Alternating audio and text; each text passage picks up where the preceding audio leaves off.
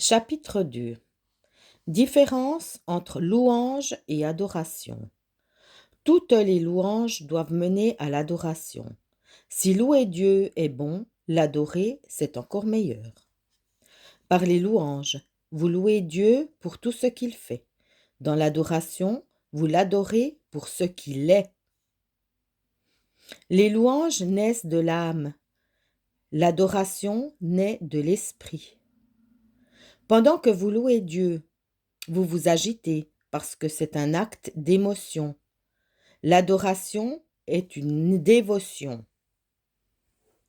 Pendant que l'énergie des louanges se concentre sur ce que Dieu fait, l'énergie de l'adoration se concentre sur ce que Dieu est. Les louanges sont un acte, elles sont une expression de votre vie, mais l'adoration est un style de vie, une façon de vivre. Quand vous louez Dieu, vous vous engagez à un acte de louange. Dans l'adoration, vous êtes un adorateur, un amant de Dieu. Dans les louanges, vous restez dans le parvis. Dans l'adoration, vous entrez dans le lieu très saint.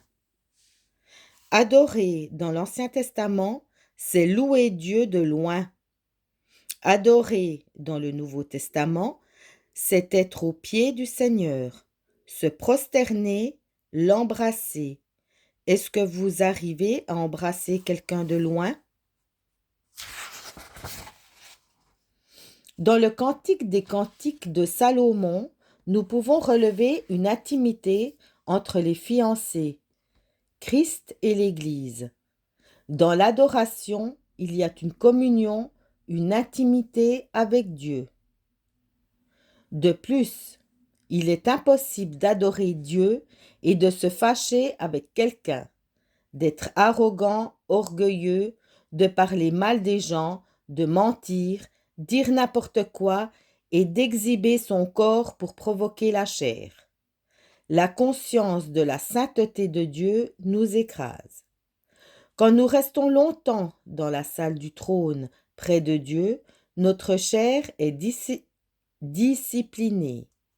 Elle obéit à la parole de Dieu. L'adoration affecte directement le caractère. Pour adorer, vous devez oublier tout ce qui se passe autour de vous. Enivrez-vous en adorant et aimant ce Dieu créateur de toutes choses, et vous aurez une nouvelle vie, parce qu'en sa présence, il y a une abondance d'allégresse. Fin.